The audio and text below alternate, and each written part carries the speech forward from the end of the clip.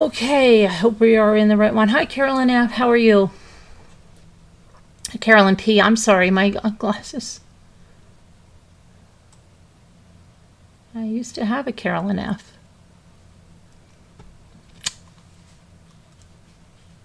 Okay, let me see where my live stream is, I think. Over here? Yeah. Hi, Heidi Martinez. How are you? Hi, She's Like Diamonds. Hi, Jen Grill. Hi, Liza Word. Deborah Vancouverden. Margot. White Angel. Rough and Ready. Okay, so today we're going to rewind on Jodi Arias. And Jodi Arias is a case that I wasn't on YouTube when, I was on YouTube, but I was watching it. I mean, yes, I had a channel, but I was primarily a blogger. Let's just say I wasn't covering true crime. I would have loved to, but I just didn't think, I don't know. I was more of a blogger back then. So anyway, Half Flower Girl Phillips. But it's a case that, oh my gosh, anybody that knows me was told that you had to watch the trial, you had to watch it. And she was on the stand for so many days. And it was just a riveting trial. And then it had to be done all over again. And it's just everything about it. And plus, one of the greatest Lifetime movies that actually it's probably the greatest Lifetime true crime movie is Dirty Little Secret, and it is actually now you can watch it free on YouTube. But that movie, excellent, so excellent on how it followed the case, excellent. Juan Martinez, excellent. And I know that in Patreon, we're still reading his book. And I know that he got in trouble afterwards for stuff, but he was incredible in this case. And it's a case that I never get tired of talking about or, reading about or watching. So that's why I want to do the rewind on this. And Janae has asked me for the next rewind to do about the woman that rode the wrong way on the Taconic Parkway. There's a documentary on HBO about that. There's Something Wrong with Aunt Diane. So that's one I will do too, because I have a connection with that case, and being that that woman that rode the wrong way on the Taconic Parkway was camping up near me. And she was actually, I point out the gas station that she went through on this surveillance camera to get the medication for her then. It was her tooth, I think, at the time. Okay, so we're going to do that on a rewind. And if there's a case that you would like on a rewind, you could send me an email or tell me, and I will do my best to do it.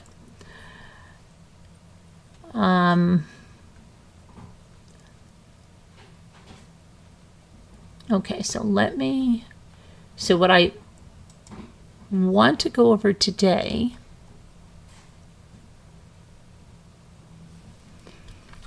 with Jodi Arias is,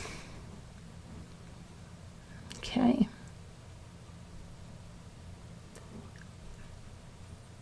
I have two testimony sealed transcripts, one from 11/3/2014 and one from 10/30 of 2014.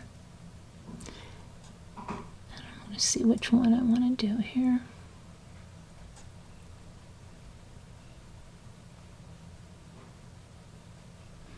And these were testimony that she gave without the media there. And they're both very interesting. I just want to see which one I want to. I think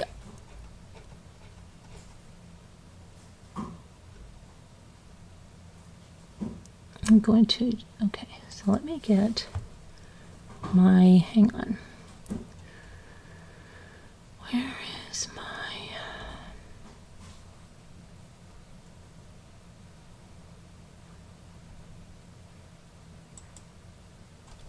Let me get something up here to put on here.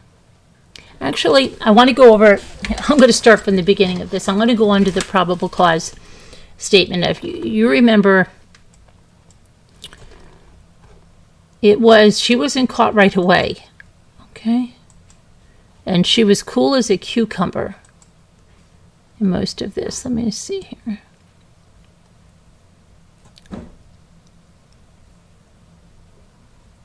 She had a bunch of different looks. She had some with blonde hair.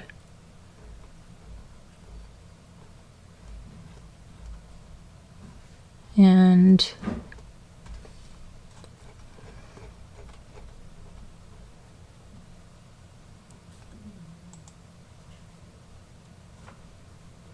but here she is in one of her jail interview pictures. She hated wearing stripes. She didn't want to wear stripes at all. All right. So in the probable cause statement that was dated, this was July 9th. Let me see here. Okay, and another thing with this happened on my birthday. A lot of crimes happened around my birthday or around people's birthdays. Have you noticed that? Okay, so the grand jurors of Maricopa County, Arizona, accused Jodi Arias on this 9th day of July, 2008, charging in Maricopa County, Arizona, of count 1, Jodi Arias, on or about the 4th day of June, 2008, intending or knowing that her conduct would cause death with premeditation, caused the death of Travis V. Alexander. The state of Arizona further alleges that the offense charged in this count is a dangerous felony because the offense involved the discharge, use, or threatening exhibition of a .25 caliber handgun and or knife, a deadly weapon or dangerous instrument, and or the intentional or knowing infliction of serious physical injury upon Travis V. Alexander. Jodi Arias, on or about the 4th day of June 2008, acting either alone or with one or more other persons, committed or attempted to commit burglary, second degree, and in the course of and in furtherance of such offense or immediate flight from such offense, Jodi Arias or another person caused the death of Travis V. Alexander in violation. You know, in this case, it's a little bit funny because one time there was a Dateline, and I actually had a friend in the same city in Arizona, and everything they said, like Jodi was doing with like documenting everything on photographs, and I once heard that, and I was like, oh my gosh, that sounds like this person I know. But then it was Jodi Arias, and I don't think I had even really had become invested in the case. It had just broke. I think it was like the first Dateline. I have to look at the date of that, but I'd love to see that again. Anyway, committed or attempted to commit burglary, second degree, and in the course of and in furtherance of such offense or immediate flight from such offense, Jodi Arias or another person caused the death of Travis V. Alexander. The state of Arizona further alleges that the offense charged in this count is a dangerous felony. Okay, and then it says about the weapon again. So let's go on to the warrant for the arrest. And the story there and there, the probable cause statement. So it says on June 9th of 2008 at 22:27 hours, the Mesa Police Department was called to a death investigation. I can pull this over here if you want to read this with me. Maybe you want to read this with me.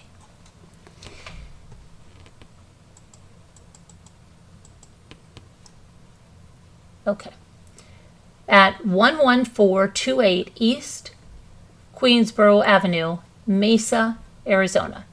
The reporting party stated they had found the owner of the, They had found the owner of the home deceased in the master bathroom of the home, and it was unknown how long he had been there. Officers responded and found the victim, later identified as Travis Alexander, deceased, lying naked in the shower. It was unknown how long Travis had been deceased, but his body was well into the decomposition process. Officers also found large amounts of blood throughout the master bedroom floors, wall, and sink area. The initial injury detected by officers was a large laceration to Travis's throat, which appeared to be from ear to ear. Thanks.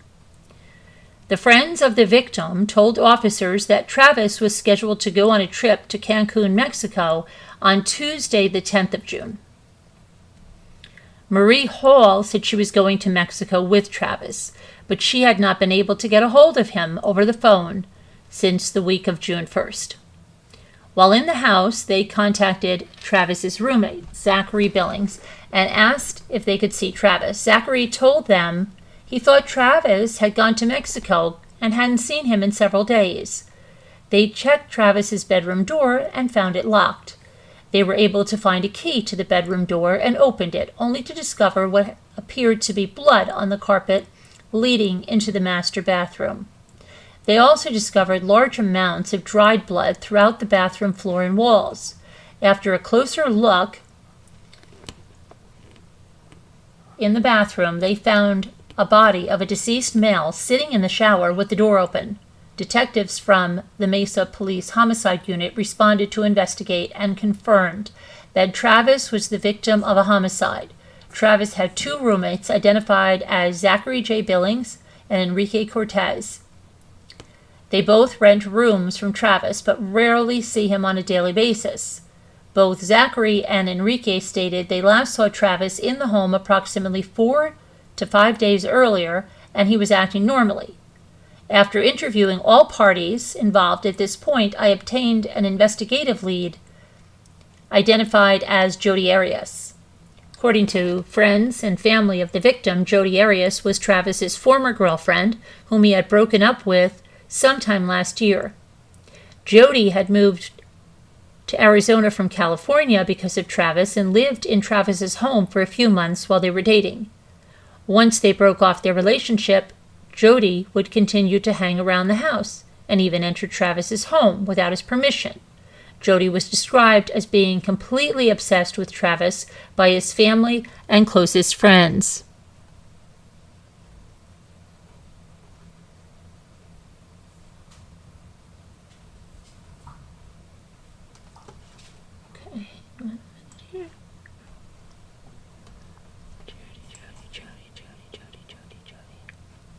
Okay.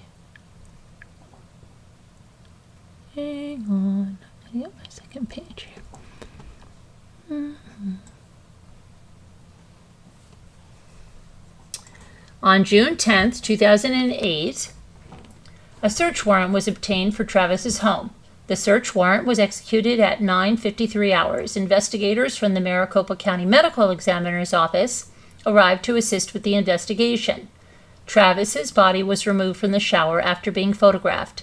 His body appeared as though it had been rinsed off in the shower sometime after he was killed. He had numerous injuries and trauma to his body, which indicated he had attempted to fight back his attacker or attackers. The initial examination at the scene shower, he had injuries consistent with multiple stab wounds to his torso, upper back, and head. The most prominent wound was to his throat, which had been cut almost from ear to ear. All of his injuries could not be documented at the scene because of the amount of trauma, dried blood, and decomposition to his body. During the search of the master bathroom, a spent .25 caliber casing was located on the floor, on the tile floor near the sink. The casing was found in a pool of dried blood near the sink, across from the shower. No gun was ever located in the home during the search. And during the search, I noted that Travis's bedding was missing from his bed. A search of his entire bedroom and closets was done, but no bedding was located. Several items of evidence were collected from the home. Some of these items of evidence included blood swabs for DNA typing, fingerprints, and hair samples found in the dried blood on the bathroom floor and baseboards. During the search for fingerprints, a small latent print was found at the entrance of the bathroom hall at waist level. The print was in blood and was near several blood swipe marks in the same general area. The section of the wall containing the latent blood print was cut out and seized so it could be analyzed in the controlled environment of the police identification and crime laboratories. A digital camera was also found in the washing machine in the downstairs laundry room. I never will understand that she did not understand the card would not be ruined in that washing machine and why she didn't take that card with her, on the whole camera for that matter.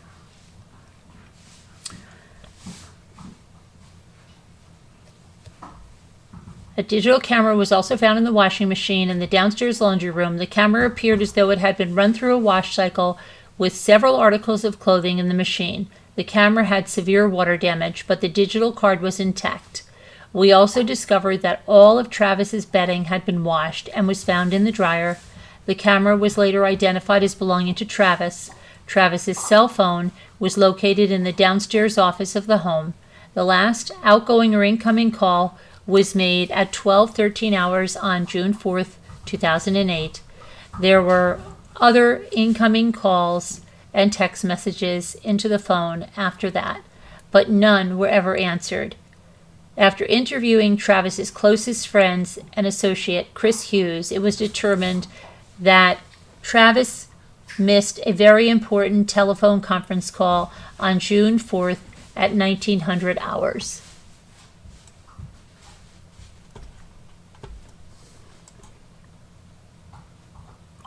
A laptop computer identified as belonging to Travis was found in the same office.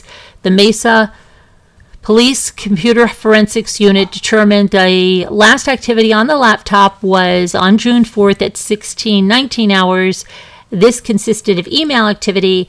At the medical examiner's autopsy, it was found that Travis had multiple lacerations and punctures and one gunshot wound. Travis sustained approximately 27 punctures and lacerations and one gunshot wound, to the right brow. Let me pull this over now.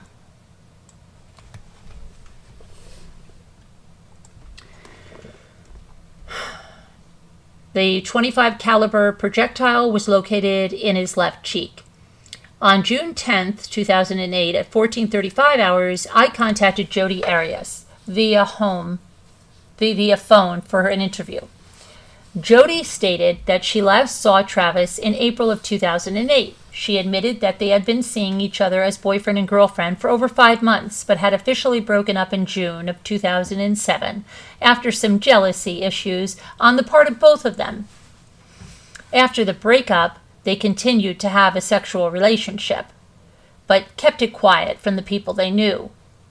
She said she last spoke to Travis on June 3rd, 2008. She states she called him on the phone between 2000 and 2100 hours as she was driving to Utah from her home in Northern California.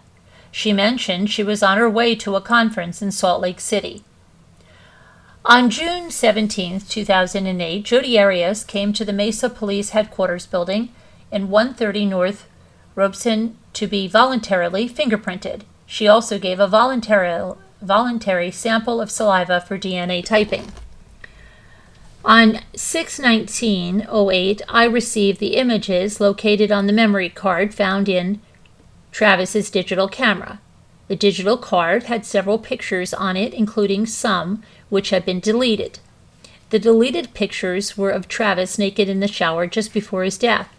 The first one was time-stamped June 4th, 2008 at 17:22 hours. There were several pictures of Travis as he was clearly posing for the camera. The last picture taken of Travis alive was at 17:30 hours. Some of the following pictures were on a subject on the floor of the bathroom bleeding profusely. There were other unallocated photos on the digital card that would have to be retrieved. Once retrieved,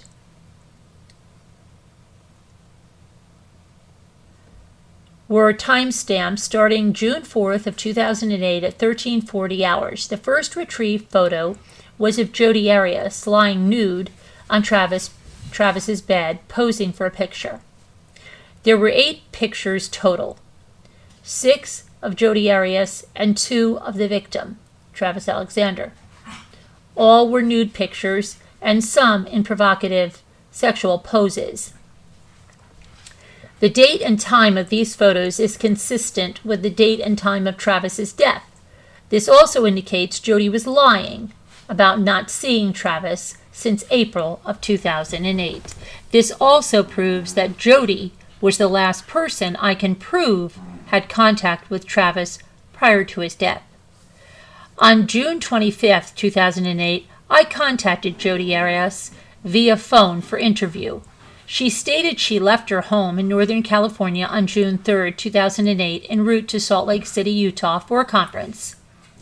She was alone during the trip, which took over 48 hours to complete. During 20 hours of that time, she was out of contact with everyone because her cellular phone had died. By the time she reached Salt Lake City, Utah, it was late morning on Thursday, the 5th of June. She participated in the last day of the conference and then drove back home to Eureka, California. On June 26, 2008, the latent print left on the bathroom wall in blood had been identified. It was individualized to Jodi Arias' left palm. This was conclusive evidence that Jodi was present at the time of Travis's death, or at least at the time of his initial injury. The print was left either by Jodi touching a bloody wall with her left palm, or she touched the wall with a bloody hand. The dogs are playing. They're puppies. Guys. Hey, Jazzy. Shh. Not so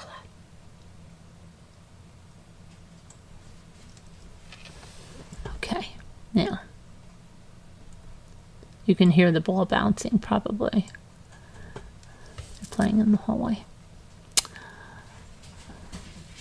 Okay, on July 3rd, 2008, the Mesa Police Crime Lab contacted me with some initial DNA typing results. The initial results of the DNA test surrounding the bloody palm print indicated it was in fact blood. The DNA typing indicated it was a mixture of DNA from 2 individuals. One was from the victim, Travis, and the other was from Jodi Arias. On the same date, using DNA typing, a hair recovered from the bloody hallway wall was also identified as belonging to Jodi Arias. Okay, so that was the probable cause statement.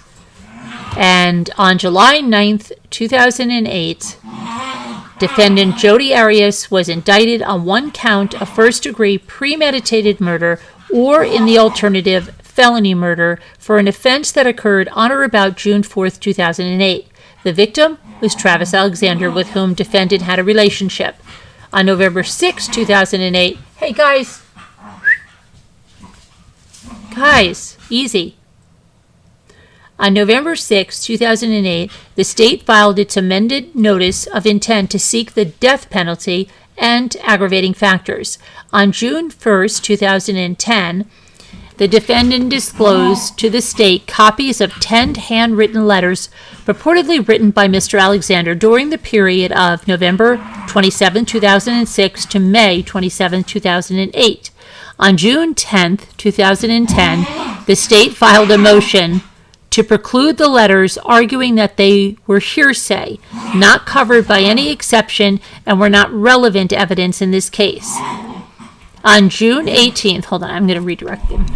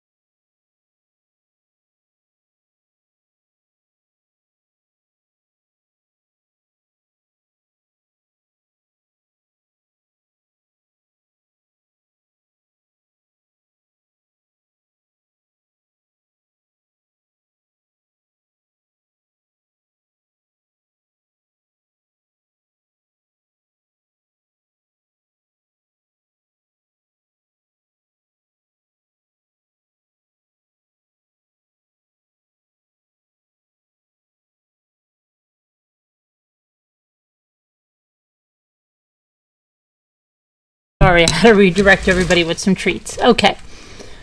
On June 18, 2010, the state made an oral motion for disclosure of the original handwritten letters. Defense counsel indicated that Ms. Arias had received copies of the letters electronically from a third person. This court ordered additional briefing on that issue. On June 22nd, the defendant filed a notice of defenses noticing that she intended to assert justification defenses under ARS. Defendant had previously attributed the crime to intruders. She now argues that all of those letters must be admitted to support her domestic violence defense. However, the letters remain hearsay and remain irrelevant, regardless of the defendant's change in defense strategy. Defendant argues that the letters are relevant to her claim of self-defense and that she was the victim of previous sexual and physical abuse by Mr. Alexander. The specific letters defendant cites mention sexual acts and fantasies, the victim's feelings for the defendant, and the victim's dissatisfaction with some of his own behavior. They do not contain any corroborated acts of abuse. The fact that the defendant now apparently regrets certain acts that she consensually engaged in with Mr. Alexander does not elevate those acts to abuse or domestic violence. Admitting the letters into evidence would primarily have the effect of tainting the victim's character with his alleged sexual proclivities or fantasies, which did not justify his murder. The state did not and does not concede that the letters would be relevant to a self-defense strategy. Defendant argues that Rule 404 does not bar the letters because they show her state of mind and her awareness of prior acts of violence. At trial, defendant argued he was acting... Okay, so that's a case. Hang on, so I'm not going to cite that whole case. Let's go over here. Defendant argues that not all of the content of the letters is even hearsay, and she will not be offering it for the truth of the matter asserted. She then goes on to describe the victim's alleged confession to having assaulted her. She clearly would be using the victim's out-of-court statements to attempt to prove that he committed a prior violent act to bolster her self-defense claim. This is the very definition of hearsay in Rule 801C. The state is not claiming a Sixth Amendment right of confrontation, as defendant alleges, but the state has an equal right to confront and cross-examine witnesses. The primary justification for the exclusion of hearsay is the lack of any opportunity for the adversary to cross-examine the absent declarant whose out-of-court statement is introduced into evidence. Here, the defendant is trying to admit the content of highly questionable letters purportedly written by the deceased victim. Defendant makes the novel argument that the letters contain statements against interest under Rule 804b3 because the victim theoretically could have been charged with unrelated assaults or sexual offenses. Okay, so let's go through all of this here. Conclusion. Let's just go to the conclusion. The 10 letters purportedly written by victim Travis Alexander and disclosed by the defendant are inadmissible for numerous reasons. They are hearsay, and no exception applies. They are irrelevant, or if relevant, are fairly prejudicial, and they do not qualify as character or other acts evidence. The fact that the defendant has changed her strategy to allege self-defense does not make the letters admissible. Therefore, the state requests that this court grant its motion to preclude the 10 letters. Okay, let's see here.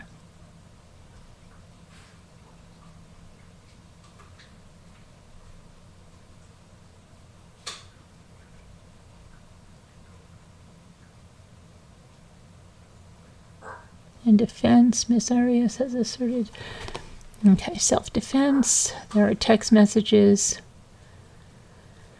Then, let's see what she said here. She wanted to have, she had text messages, she said. Let's see what the conclusion of that is. Okay?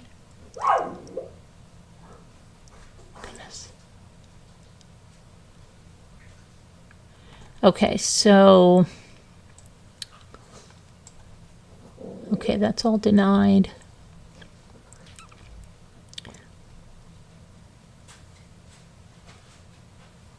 And withdraw. Okay, so let me go to the next thing. Okay. Hang on.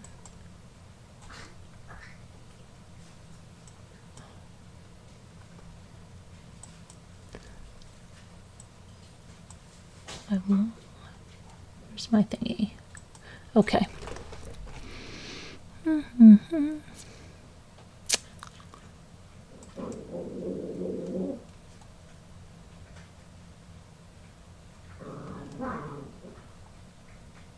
Okay. This report is the Flores report.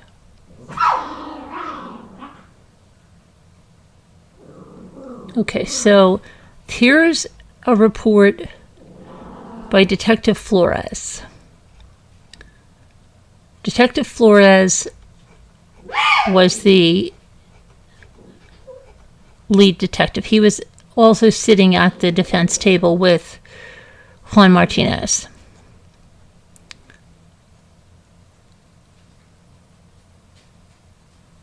Okay, so let's look at this. Let's look at Detective Flores' report here. Oh my God. They're all fighting over something.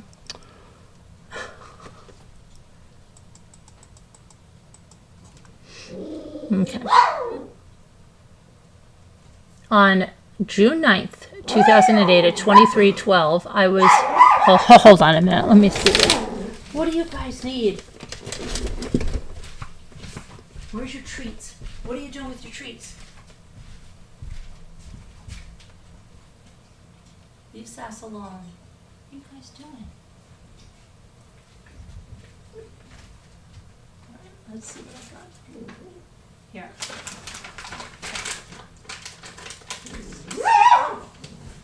Are you trying to get Sassy's treat? No. Here. Here, Sass. That's for you. Here, Jazz. Here, Lulu. Lulu. Grab this one, Lulu. And let Sassy. Leave Sassy be. Here's Sassy.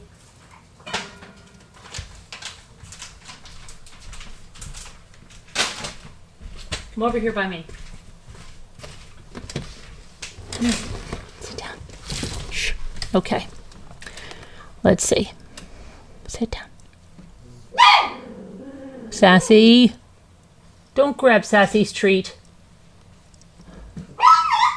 Oh my God.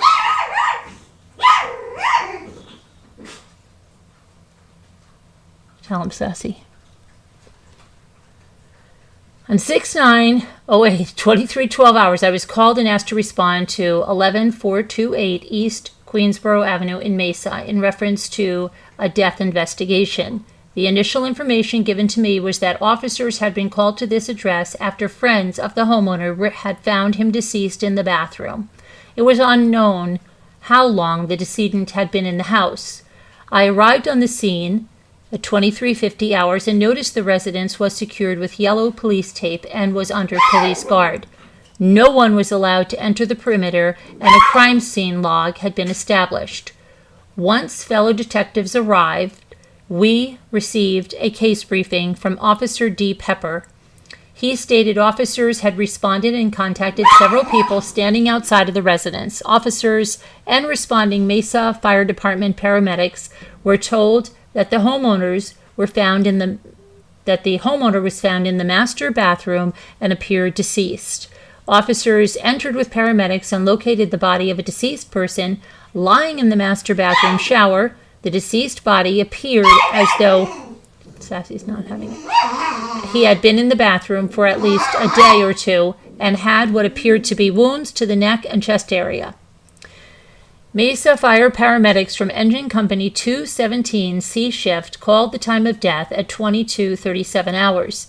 Officers began to contact the people involved. These people, including the reporting party, Michelle Lowry, her boyfriend, Dallin Forrest, Marie Hall, Enrique Cortez, Zachary Billings, and Amanda McBride. The information they received was that the homeowner and possible victim, Travis V. Alexander, had not been seen since the following week. The two roommates, Zachary Billings and Enrique Cortez, both stated that they last saw and spoke to Travis approximately 4 to 5 days prior. They knew Travis had a trip to Mexico scheduled and just assumed he had already left. They stated it wasn't unusual for Travis to leave town without telling them.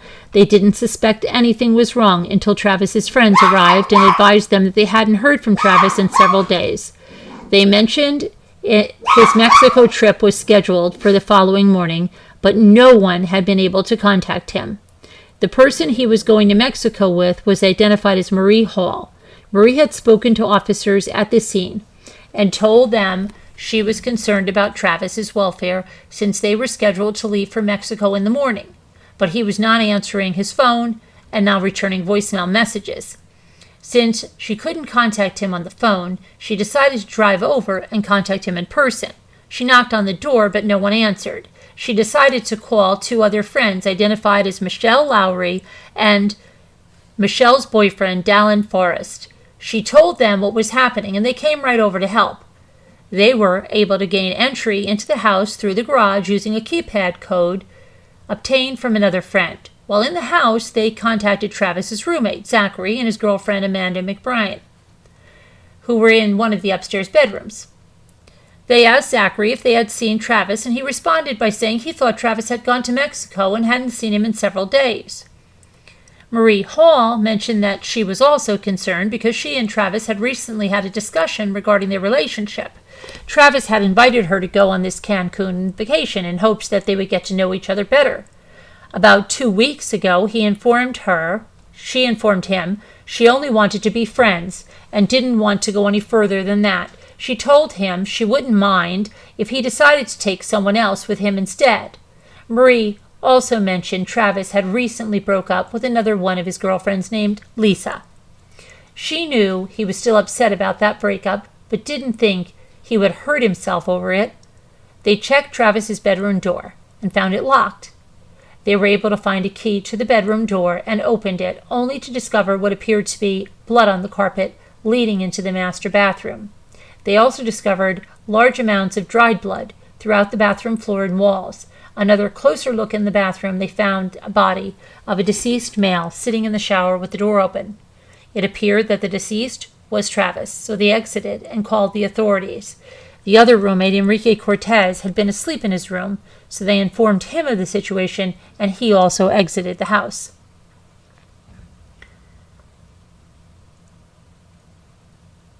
Before we could determine what happened to Travis, the subjects on the scene had begun to mention the name Jodi Arias. They told officers that if someone had done harm to Travis, we needed to look at Jodi Arias as an investigative lead. The initial information given to me about this Jodi Arias was that she was Travis's ex-girlfriend. They had lived together for a while in this house and had just recently broke up. Since the breakup, Travis and his new girlfriend had their tires slashed. Jodi had apparently stolen Travis's personal journals, had his email passwords, and let Travis know that she knew about the other girls he was currently dating. They had broken up several months ago, and she moved back to California to be with her family. As far as everyone knew, she was still in California. As we waited for other detectives to arrive to assist with the investigation, I received information from Travis's friends at the scene that Jodi Arias had called them and wanted to know what was going on. She had also mentioned she wanted to talk with the investigating officers. Initial scene observations. A closer and more careful look at the scene was needed to assess the situation and determine if a crime had been committed. We were told the victim was lying in the shower of his master bathroom with what appeared to be an injury to his neck. The injury was described to us as a large cut from one side of the neck to the other.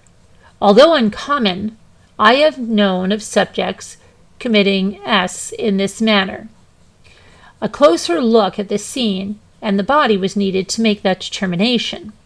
Detective B. Cooper, Sergeant McBride, Commander V. Myers, and I entered the residence at 54 hours. We entered through the front door of the home after donning protective footwear and gloves. The home appeared clean and in good order. There was a strong odor associated with a decomposing body all over the home. The odor was evident as soon as we entered the front door. Nothing downstairs appeared out of the ordinary, except for a stand-up floor cleaner in the middle of the living room floor. We slowly and carefully moved up the stairs and into the master bedroom at the top of the stairs. The master bedroom had double doors, but only the east door was open. At the top of the stairs to the south was a large game room, media room. I noticed there was a black camera bag on the floor near a large beanbag chair. I noticed the camera bag was open and the camera was missing. I then focused my attention back towards the master bedroom. Once in the bedroom, I noticed a large reddish-brown stain on the carpet just to the east of the door. The large stain continued down a long tiled hallway which led into the master bathroom. I also noticed the bed in the room did not have any linens, and the pillows were sitting on the west side of the bed on a chair. Paralleling the bathroom hallway to the east was a large walk-in closet with another door leading into the bathroom area. Instead of walking through the bloody hallway, I walked through the closet to get a look at the main part of the bathroom. Once in the bathroom, I noticed the body of the deceased in the standalone shower. The body was in somewhat of a sitting position with his feet to the north and his head to the south. I noticed his body had clear signs of decomposition, which included discoloration, marbling, and some skin slippage. A closer look revealed a large laceration on his neck, which began on the far left side of his neck and traveled all the way across to the right side. I couldn't determine where the laceration ended without moving the body. I also noticed a small puncture wound to the center of his chest, which still had small amounts of fluid flowing out of it. I noticed other lacerations and puncture wounds on his chest, but they appeared clear of any blood or fluid flow. This indicated to me his body might have been washed off post-mortem. Next to the body in the shower was a clear plastic cup, which appeared out of place. There were no signs of any weapons on or near the body, but without moving the body, we couldn't determine if there was anything under it. A quick examination of the bathroom revealed large amounts of blood all over the northernmost sink and mirror. There were also signs of blood spatter and cast-off throughout the rest of the bathroom, indicating some type of struggle. I made the determination to exit the home and obtain a search warrant from a magistrate before continuing any further investigation in the home. We exited the home by going down the stairs and out through the laundry room and out of the open garage. While walking by the washer and dryer in the laundry room, I noticed what appeared to be a small reddish-brown stain on the top front portions of the washing machine. The stain appeared to be consistent with the blood stain. I noted the blood stain and continued to exit the home. At least one officer was stationed in front of the home for security at all times until we were able to obtain a search warrant. Initial interviews. I made arrangements to have the original friends and roommates who were at the scene taken to the Mesa police station for official statements. They were all asked if they would voluntarily go with us, and they all agreed. These people are listed as Zachary Billings, Amanda McBrien, Carl Brinton Hyatt, Dallin Forrest, Michelle Lowry, and Marie Hall. Interview with Marie Hall. The first person I interviewed was Marie Mimi Francois Hall. Marie was the person who was going to Cancun with Travis the following morning. I started my interview with Marie at 2:30 hours. Marie stated she has known Travis for about 1 year now. They knew each other from the Church of Jesus Christ of Latter-day Saints singles ward they both attend. They have been hanging out together since about February or March. She had seen him around church and church activities, but it wasn't until recently that they really started to hang out and got to know each other. She knew he worked out of his home selling some legal insurance or something and was some type of public speaker. She knew he was from California and his family was still there. About 1 month ago, oh my gosh, hold on a minute. I've got to separate these guys.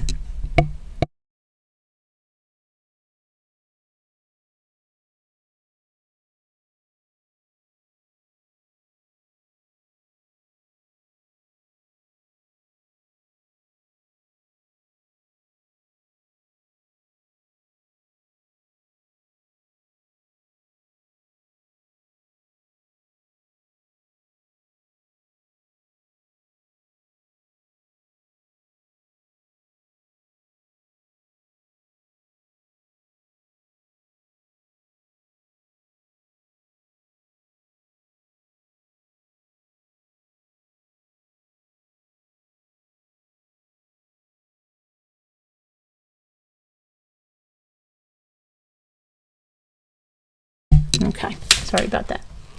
So, let's see. The Devil in Disguise, Tammy Elkins says, I can't even imagine I would find a way to get to her. You told her? When they were in court, she refused to look at the pictures. His two beautiful sisters were so just devastated. Oh, you're talking about this. Okay. All right, so. Where were we? She knew he was from California and his family was still there. About 1 month ago, he asked her if she would go on a business trip to Cancun, Mexico with him. She agreed, and they started to make plans. About 2 weeks ago, she told him she didn't want to be anything more than just friends and would understand if he wanted to take someone else with him to Mexico. It was too late to change the plans, and they just agreed to go as friends. The trip was scheduled for June 10th at 9:25 hours. She said she saw him on Monday, June 2nd at a church activity, but didn't see him at church on Sunday, June 8th. Monday the 2nd was the last time she spoke to him. When she couldn't get a hold of him all week, she began to get worried. She decided to go over in person at about 2200 hours to see if he was all right. She didn't get an answer at the door, but noticed that Travis's dog, Napoleon, was running around downstairs. She left the house and went back home, but soon called two of her friends, Michelle Lowry and Dallin Forrest. She told them what happened, and they also thought Travis had gone to Cancun, Mexico. She went back to Travis's house and met up with Michelle and Dallin. There was a white car in the driveway, so they believed someone had to be home. They knocked on the door, but no one answered. This was not unusual, since Travis's roommates didn't answer the door if they weren't expecting someone. Michelle was able to call someone to get the garage keypad, and they went in. But once inside, they noticed that Travis's laptop computer and cellular phone were sitting on the desk in the den. They went upstairs and made contact with Travis's roommate, Zachary Billings, who was in his own bedroom with his girlfriend, Amanda McBrien. Zachary stated he hadn't seen Travis for several days and thought he had gone on a business trip out of town. They checked Travis's bedroom door and noticed it was locked. Zachary went downstairs and came back with a set of keys and began attempting to unlock the bedroom door. Zachary managed to get the door unlocked. He went in, calling for Travis. Zachary and Dallin walked in, while she and the others stayed near the entrance.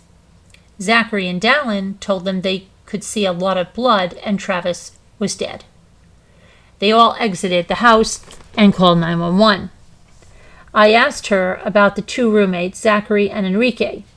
She said Zachary had lived there since January, when Enrique had only been in the home for about 2 weeks or so. Travis had told her that he rarely saw Zachary because he was constantly at his girlfriend's house. She said they don't really talk to each other too much and don't socialize. They all basically stick to themselves. I asked about Travis's former girlfriend, Jodi Arias. She didn't know too much about Jodi other than what she learned tonight. She heard that she was kind of obsessive and that she had manipulated Travis's Facebook account. She also mentioned hearing that Jodi would get into the house through the doggy door without being invited. She described Jodi as a stalker ex-girlfriend. She had moved here from California to be near him. Travis had actually baptized Jodi into the Latter-day Saints church. Marie said she was actually kind of worried about her because she was obsessive. She had also heard that Jodi had stolen some of his personal journals and that they had recently taken some pages of his new book he was writing. She knew Travis spoke to Jodi sometime last week. Travis called Jodi because he caught her looking into one of his emails or Facebook accounts and confronted her about it. Other than this, she knew very little about Jodi Arias. Interview with Zachary Billings. I began my interview with Zach Billings at 3:50 hours. Zach said he had known Travis for a few years now. He met him while they both attended the same church ward. He moved in and started renting a room from Travis about 4 months ago on 12908. Travis charges him $450 a month to rent one room out, but he has full access to the house. The other roommate is named Enrique Cortez. Enrique just moved in a few weeks ago. He doesn't know Enrique very well, but he knows that he and Travis attend the same church ward, and that's how they met. They all just keep to themselves. Zach stated they don't hang out with each other at all. During the time he has lived there, they haven't even had dinner together. Zach mentioned he spends most of his time with his girlfriend, Amanda. The last time he remembered seeing Travis was Thursday morning. Zach said he was leaving the house at about 11:30 hours that morning on his way to pick up his girlfriend, Amanda. He just saw her in passing as he walked out of the house. He didn't remember seeing Travis a few hours later when he returned. When asked where he thought Travis was, Zach said Travis was always leaving town on business trips and rarely tells them. He also knew that Travis was scheduled to go on the Cancun trip and thought that is where he was. When asked what he did over the weekend, Zach stated that he spent the entire day Thursday, the 5th, with his girlfriend, Amanda, and they ate lunch and returned home at about 13:30 or 1400 hours and watched some movies. They left and went to do some shopping and ate dinner in Tempe. He got back home at around midnight that night. The following day, he spent at work from about 800 to 2,000 hours. He stated he works at the restaurant called McGrath's Fish House, located in Stapley and the US 60 freeway. Zach mentioned Travis had been talking about this girl that he liked named Mimi. Travis told him he really liked Mimi and mentioned he was taking her to Cancun, Mexico on this business trip. After work, he went to Amanda's again and spent about an hour at her house because it was her mother's birthday. They returned to Queensboro House after 2100 hours that evening and watched movies, and then he dropped her off at about midnight. On Saturday, he had the day off, but had to attend to a few meetings throughout the day. He also ran a few errands throughout the day and thinks he did laundry. The meetings he went to were in the morning and another one at 1430 hours. He left the last meeting at 1600 hours, and then he had dinner with Amanda's family until 2100 hours. After dinner, he and Amanda hung out at his house again to watch another movie until about midnight again. On Sunday of that week, Zach remembered he was on his way to church, but his car battery was dead. He was looking for a set of jumper cables until he found a neighbor with cables who also helped him jump his battery. He went to church at about 900 hours and then went to Amanda's house until about 1500 hours. He went to that afternoon and didn't get back home until approximately 2330 hours On Monday morning, he went to work at about 800 hours and was there until 16:45. After work, he went to dinner with Amanda, ran some errands, didn't get back home until 2000 hours. He was there with Amanda until Travis's friends knocked on his door at about 2200 hours. Zach remembered asking Enrique about where Travis was. Enrique said he believed he had gone on a business trip. Zach said Travis normally drives to his out-of-town business meetings, but since he was going to Cancun, he didn't think it was out of the ordinary that his car was still in the garage. Zach stated he sent Travis a few text messages, one of which was about a mailbox key, but Travis never responded. The text messages were sent on Saturday and one on Sunday. When asked about Jodi Arias, Zach said he met her when he moved in, and she would come around and hang out all the time when they first moved in. She used to clean Travis's house on occasion, and he would pay her. He knew she moved to Arizona from California soon after they broke up. She moved into a nearby neighborhood to be close to Travis. He knew they had issues and argued about her showing up and being in the house unannounced. He would argue with her and ask her why she was in the house. They would have arguments about her moving down to Mesa after they were already broken up. She would call at inappropriate times and ask for advice about different things. When asked how she got in the house, Zach said she would just let herself in sometimes because the door was never unlocked. Zach said he felt Travis was just trying to help Jodi out since she didn't have anyone else in town. He said Jodi had moved back to California recently. He believed she moved about 1 or 2 months ago. He remembered the day she moved because she showed up to the house with a U-Haul truck. Just prior to her moving, Travis and her got into an argument about her moving away. On the day of her move, she showed up with a U-Haul truck, and they got into another argument. At the time he moved in, Travis was already dating another girl. He couldn't remember the new girlfriend's name. He broke up with this last girlfriend in mid-February. Jodi was the reason their relationship didn't work. The new girlfriend didn't like the fact that Jodi was always hanging around. He told her that until he dealt with Jodi, they would just have to end the relationship.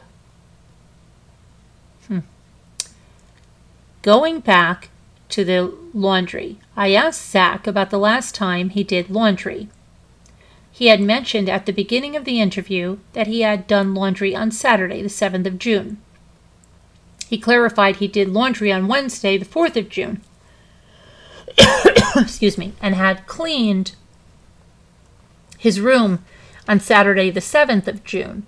He uses the washer and dryer at the house when doing laundry. I asked about Travis's bedroom, specifically his bedding. He mentioned Travis has a brown comforter and light-colored sheets. He has about 4 to 5 pillows with brown pillowcases. He said he has been in his bedroom before, so I asked if he noticed anything different or unusual about the bedroom. The only thing he noticed was that the bed looked like it had been tossed.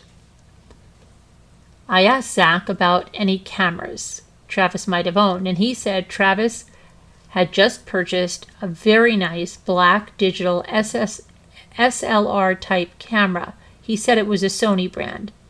Zach mentioned he was a photographer, and Travis asked for advice about what kind of camera he should buy.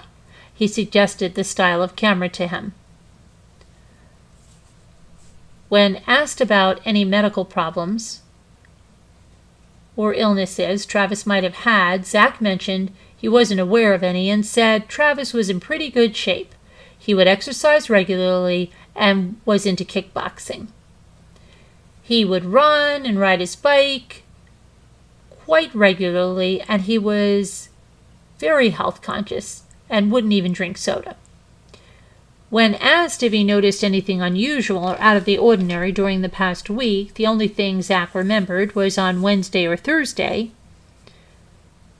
He said when he came home, he noticed the furniture on the floor downstairs had been moved. Travis had purchased a floor cleaner a few weeks prior, and it had been sitting downstairs the entire time. He thought that maybe Travis had been preparing to clean the floor or had cleaned it. The following day, the items were still in the same position, which he felt was kind of odd. It stayed that way for a few more days until some of the stuff was eventually put back.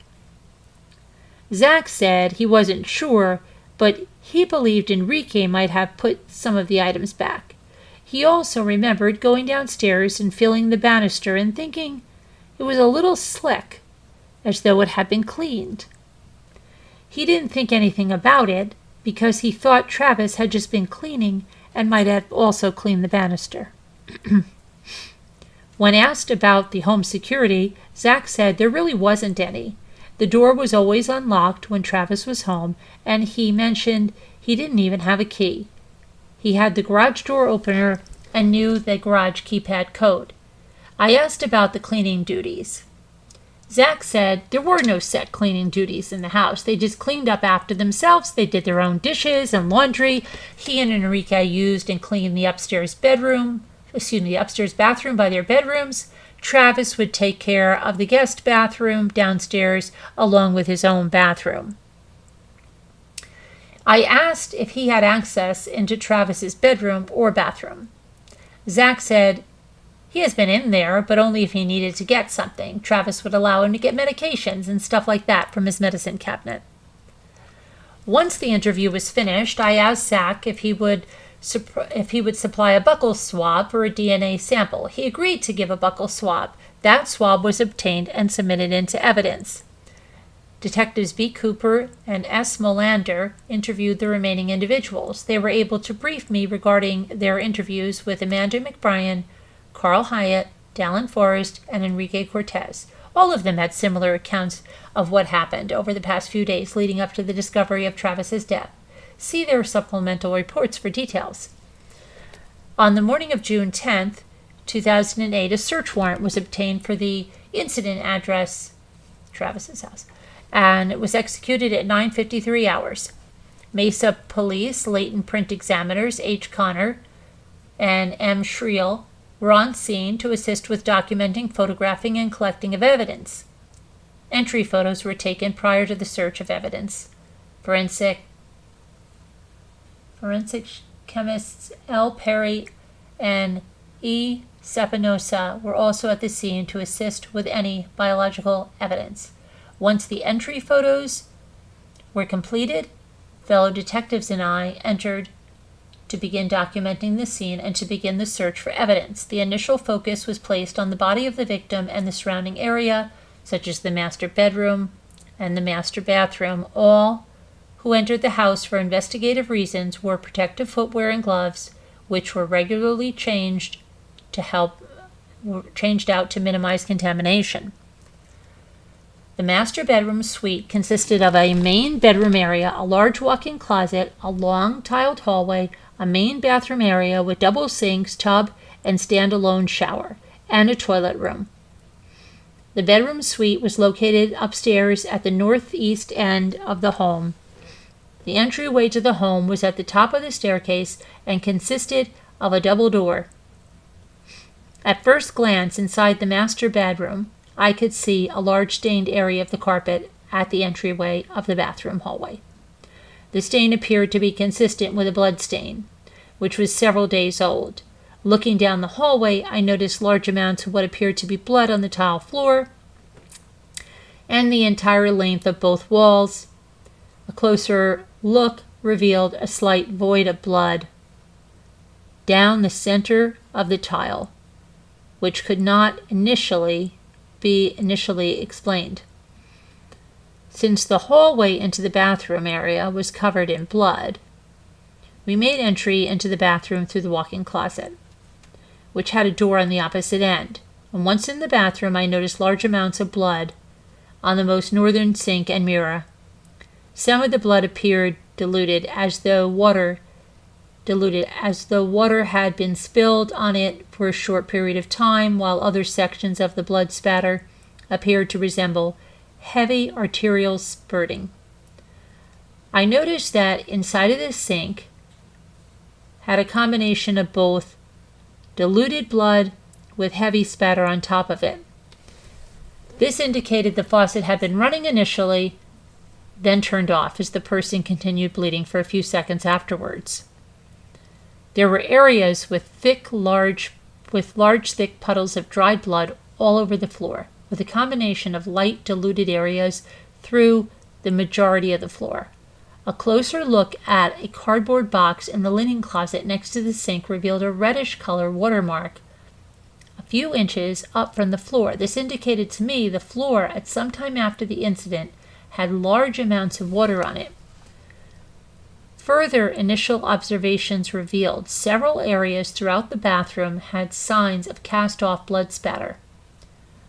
On the far southern part of the bathroom, there was blood spatter on the window blinds.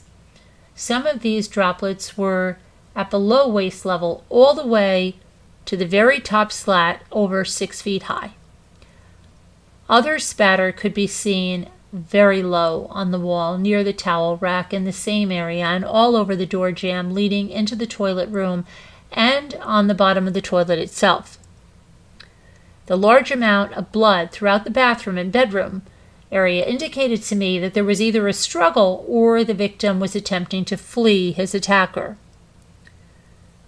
The victim's body was not moved until the Maricopa County Medical Examiner's office was on scene.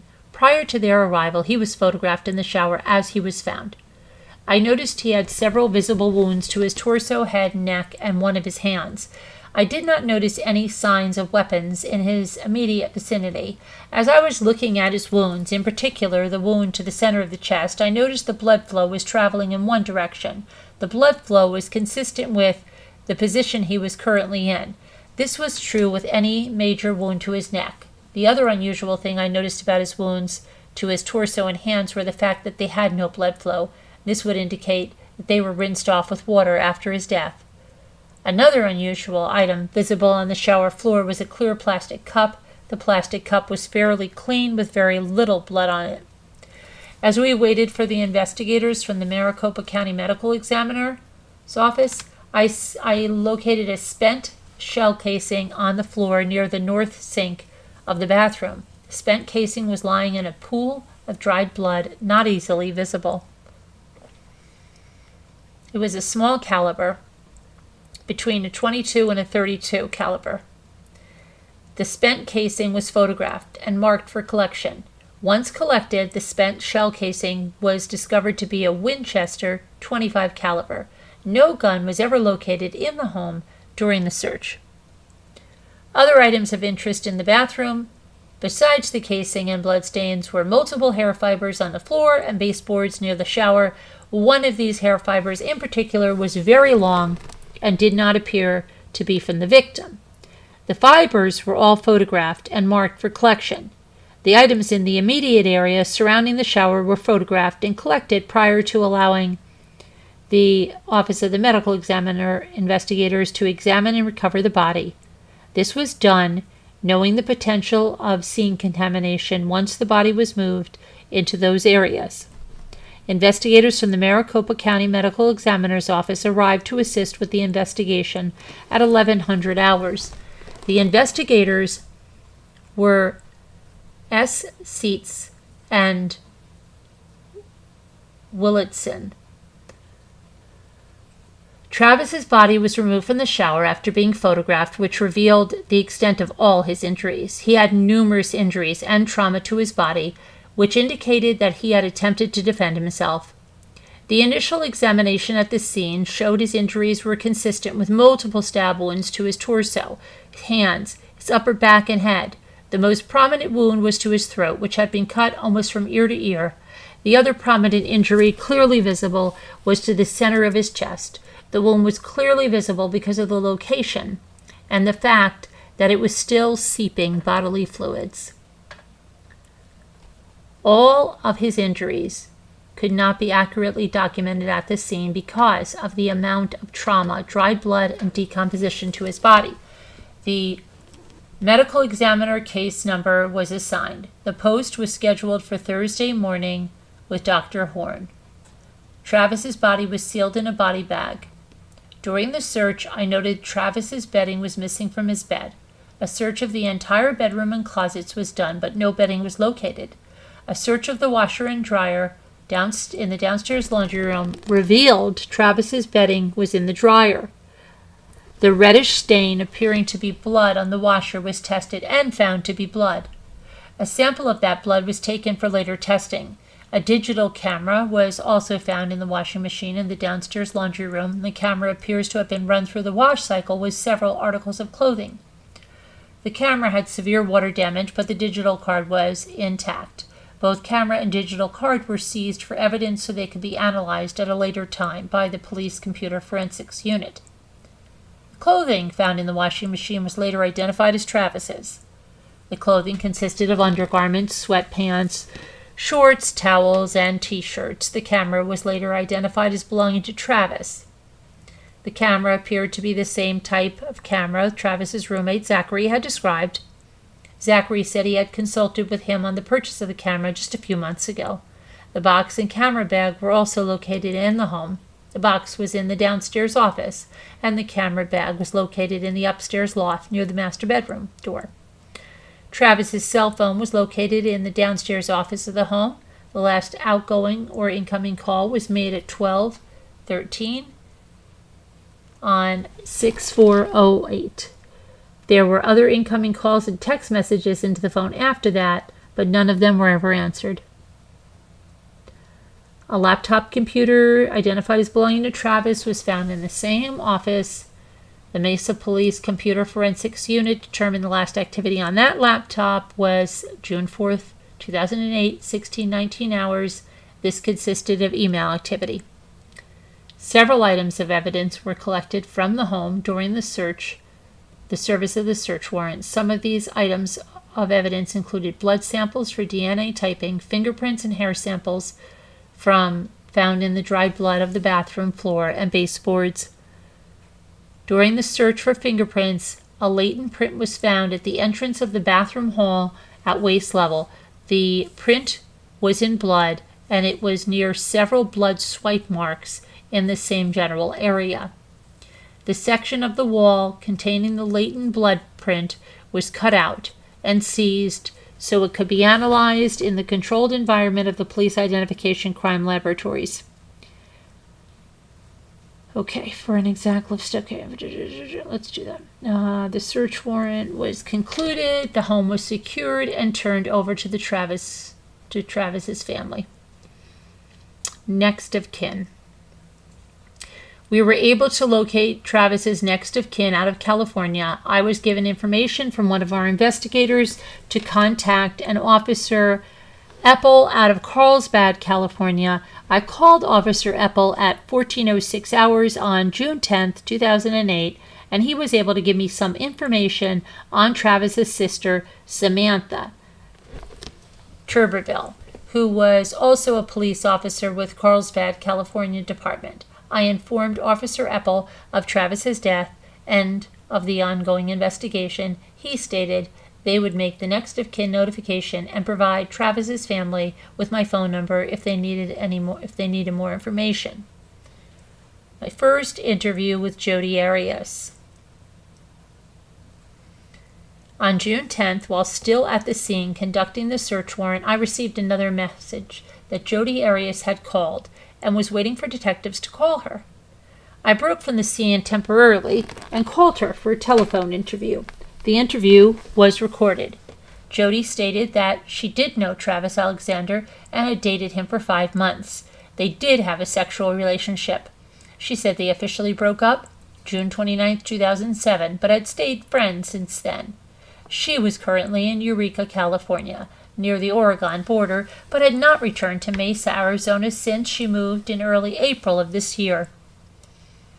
The last time she spoke to Travis was on June 4th, 2008, between 2000 and 21:30 hours.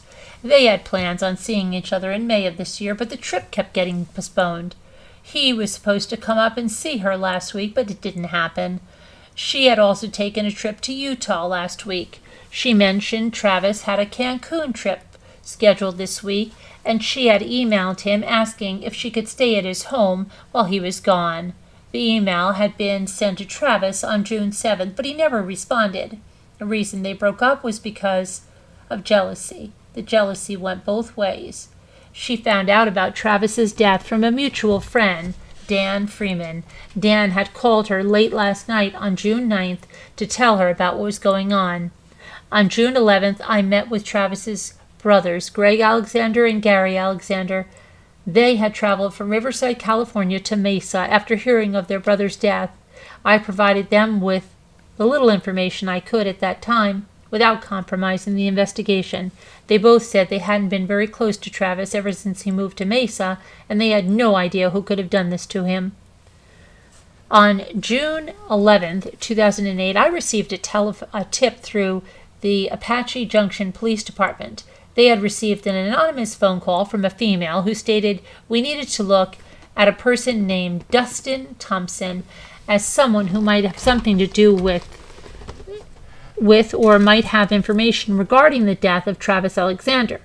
The message was short, but they were able to trace the phone number. Utilizing the phone number provided by AJPD, we were able to get a subscriber information on the number, which returned to a cellular phone owned by Dustin Thompson. A records check revealed that Dustin Thompson was married to a female named Ashley Thompson, who worked at the Dillard's Distributing Center located in Gilbert, Arizona. On June 12, 2008, at 15:30 hours, Detective D. Kaufman and I met with Ashley at work for a brief interview. Ashley had a cell phone with her during the interview. We asked for her cell phone number and confirmed it was the same number that called in the tip to the AJPD. We did not confront her about the phone tip because we were still in the process of gathering intelligence on her husband, Dustin. Ashley confirmed she and Travis were close friends and mentioned that they had known each other for about 3 years. She said her husband also knew Travis. During the interview, she kept referring to her husband, Dustin, as her ex-husband. She explained that they were currently in the process of a divorce and is currently living separately from him. She said that they were having financial issues and it was causing stress in their marriage. Ashley gave us basic information regarding her relationship with Travis, saying that they were just friends and nothing else. The last time she actually saw him or talked with him was at his last UFC Ultimate Fighting Champion party about 3 weeks ago. She said Travis would have UFC parties about every Wednesday when they would watch the fights. She said she tried to call him on Monday the 9th of June, but she didn't get an answer. She stated that she first heard about Travis's death the day after he was found. She heard from another mutual friend named Deanna. Ashley said her husband, Dustin, found out about Travis the first night. When she talked to Dustin, he told her he found out that first night and went over to see what was going on. Ashley gave us information about her husband, Dustin, including his work address and work schedule. She never mentioned during the entire interview that she was the one who called in with the anonymous phone tip. We finished the interview and asked if we could contact her again if we had any additional questions, and she said that was fine. I received a CD copy of the phone recording from the Sergeant Jeff Robinson of AJPD. The original CD and copy were later placed into the Mesa police evidence. The autopsy was on 6/12/2008 at 9:35. The wounds are listed as follows: 11 punctures to the upper back between the shoulder blades, 2 large lacerations to the top and back of his head, 1 puncture wound to the back of his neck and ear, 4 punctures and lacerations to the chest, 3 lacerations to the belly, 1 laceration across the throat, which severed the right carotid artery and airway. 4 incised lacerations to the left hand, defensive wounds, 1 incised laceration to the right thumb, defensive wound,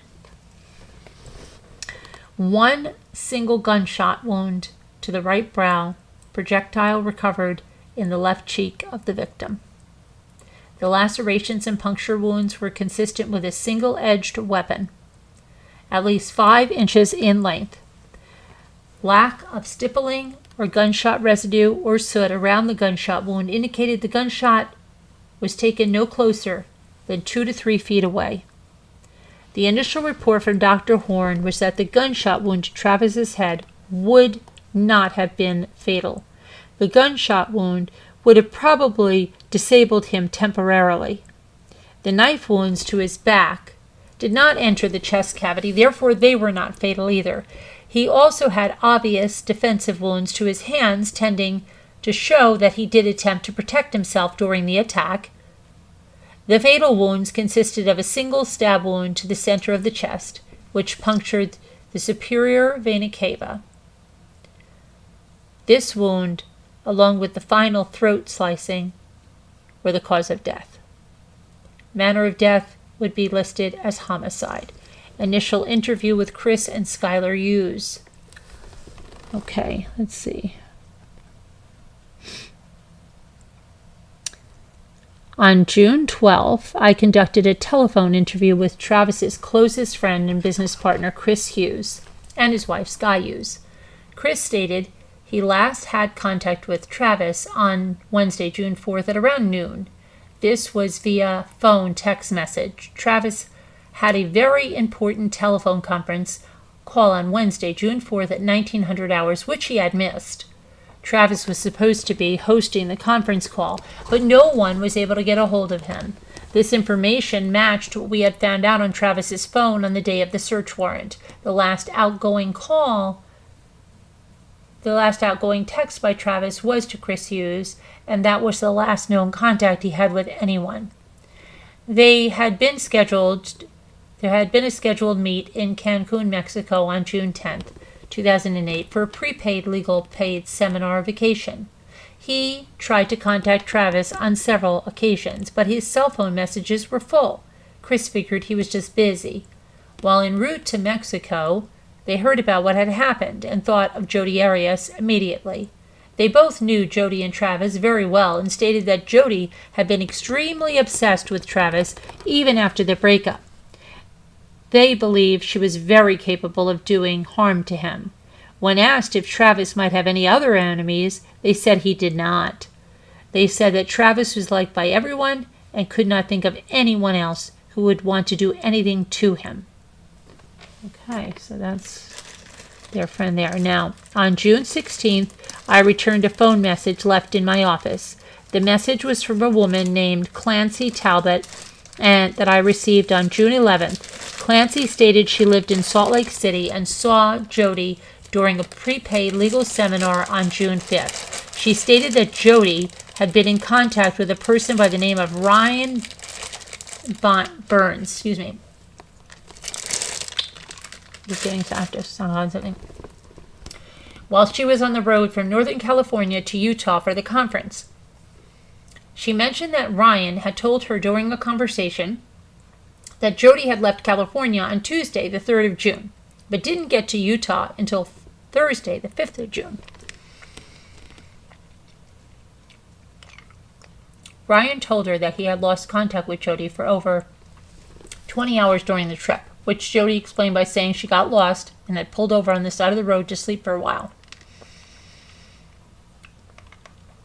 Jodi wasn't scheduled to be part of the seminar, but told Ryan that she was just passing through. Clancy said that she had heard from other people that Jodi had told them she was going there specifically to see Ryan. People tried to call Jodi while she was on the road, since they were expecting her on Wednesday, but her phone was shut off. When she finally showed up on Thursday, she seemed to be acting a little odd. She thought maybe it was because she was tired or something. Clancy said she was still concerned because the trip from Northern California to Salt Lake City only takes about 10 hours. She thought maybe Jodi might have taken a trip to Mesa to see Travis beforehand and not told anyone. Clancy also mentioned that Jodi showed up with brown hair, when normally she had blonde hair. I asked Clancy about Travis and Jodi's relationship. Clancy said that ever since Travis told Jodi he no longer wanted to be with her, she has been very clingy. She described her as acting very fatal attraction. Clancy thought, I might need to talk to Ryan about what I knew so that she provided me with his phone number. Interview with Lisa Andrews. On 6/16, I contacted Travis's former girlfriend, Lisa Andrews, via phone. Lisa explained she was Travis's last girlfriend and had begun dating him after he and Jodi had broken up. I asked Lisa about an email she had received after she and Travis both had their tires slashed by an unknown person. She said the tire slashing occurred back in November or December of 2007 while they were still dating. Travis was at her house late one night, and they received a knock at the door. They went out, didn't see anyone. Later they discovered that Travis's tires had been slashed. They thought it was just possibly a random act until the very next night, when he was over again, they received another knock at the door, and Travis ran out, found his tires had been slashed again. They made a call to the Mesa Police Department for a report. They waited for officers to respond to take a criminal damage report, but after several hours of waiting for an officer, they couldn't wait any longer and they left. An official report was never taken, but a call for service at the address detailing the reason for the call was documented under an incident number. The next day, December 8th, 2008, at 8:52 hours, Lisa said she received an email from a John Doe. The email was extremely hostile and talks about her relationship with Travis. Lisa saved the email, which she was able to send to me. The following is an excerpt of that email. You are a shameful whore. Your heavenly Father must be deeply ashamed of the whoredoms you've committed with that insidious man. If you let him stay in your bed one more time, or even sleep under the same... Now, they've got the date wrong. That could never be 12/8 of 2008, because Travis died in June of 2008. So that's got to be 2007. Okay, so let's see. It's sad when like police reports have mistakes like this with dates. You know what I mean? Crazy, right? You are driving away the Holy Ghost and you are wasting your time. You are also compromising your salvation and breaking your baptismal covenants. Of all the commandments to break, committing acts of whoredom is one of the most displeasing in the eyes of the Lord. You cannot be ashamed enough of yourself. You are filthy and you need to repent and become clean in the eyes of God. Think about your future husband and how you disrespect not only yourself, but him as well as the Lord and Savior Jesus Christ. Is that what you want for yourself, your future, your salvation, and your posterity? In resting on your choices and actions, you are a daughter of God, and you have been a shameful example. Be thou clean, sin no more. Heavenly Father loves you and wants you to make the right choices. I know you're strong enough to choose the right. Your Father in heaven is pulling for you. Don't ignore the promptings you receive because they are vital to your spiritual well-being. Lisa said she was never able to prove that Jodi was the one who sent that email to her. But she was the one person that came to mind. I told her I was following several leads in this case and wanted to know if anyone else besides Jodi Arias came to mind as a possible suspect. I asked about anyone else he might have had a problem with, or any former roommates of his that might have had it in for him. She did not think of anyone else who could have done this to Travis, but mentioned I could always look into talking to some of Travis's old roommates. She mentioned the name of one of his old roommates, John Hepworth. She knew Travis and John didn't see eye to eye on a lot of things, but he did move out suddenly one night without telling Travis about it. John lived with Travis from July or August of 2007 to December of that same year. She knew they didn't get along, but she can't see any reason why he would want to do harm to Travis. On June 16th, I contacted Marie Mimi Hall, Dallin Forrest, and Michelle Lowry. I asked them if they would come in for follow-up interviews and to give fingerprint and DNA samples for exclusionary purposes. They all agreed, and the interviews were scheduled for the evening of June 17th. On June 16th, I was also able to contact Jodi Arias via phone. She said she was in town for Travis's memorial service and asked if she had a chance to come in for an interview the following day. I explained to her I had 3 other people coming in on June 17th for interviews and to give fingerprint and DNA samples for exclusionary purposes. She said she was leaving the following day, but she would make an attempt to come for an interview. On June 17th, 2008, at approximately 1800 hours, Jodi Arias, along with Dallin Forrest, Michelle Lowry, and Marie Hall, came to the Mesa headquarters to be voluntarily fingerprinted. They also gave voluntary samples of saliva, buccal swabs for DNA typing. Dallin, Michelle, and Marie all gave follow-up interviews, but Jodi stated she no longer wanted to. Jodi said she had been talking to a close friend who convinced her that many people had been talking about her being involved in Travis's death. After that friend talked to her, she felt uncomfortable talking to me without consulting an attorney first. No interview was done with Jodi on that day. No new information was obtained from the interviews with Dallin, Michelle, or Marie. All interviews were recorded and submitted for evidence. On the following day, June 18th, at 1600 hours, Enrique Cortez came in for a follow-up interview. Also in the evening, around the same time, Ashley Thompson and her husband, Dustin Thompson, all 3 also agreed to be voluntarily fingerprinted and gave buccal swabs for DNA typing. Enrique Cortez. I conducted the follow-up interview with Enrique with Detective Kaufman. While Detective Kaufman re-interviewed Ashley, I had Enrique go over what was going on in the house the week of June 2nd. He remembered only 5 people had been in the house that week, and these people were Travis, Zachary, Amanda, him, and his girlfriend Kim. The last time he remembered seeing Travis was on Wednesday, June 4th. He remembered talking to Travis that morning, and he told him that he had a conference call scheduled that day. Travis also told him he hadn't slept much, getting only about 45 minutes of sleep that night. The last time he thinks he remembered seeing Travis was on Wednesday evening after he got home from work. Enrique said he normally gets home from work at about 1800 to 1830 hours. He remembered Travis on the phone, possibly on a conference call. Wednesday seemed to be the last day that things were somewhat normal. Thursday was the first day things seemed a little odd. The morning was normal, but when he got home at about 1800 hours, the front door was locked. This was unusual because Travis normally keeps the door unlocked. He had to gain entry into the home through the garage.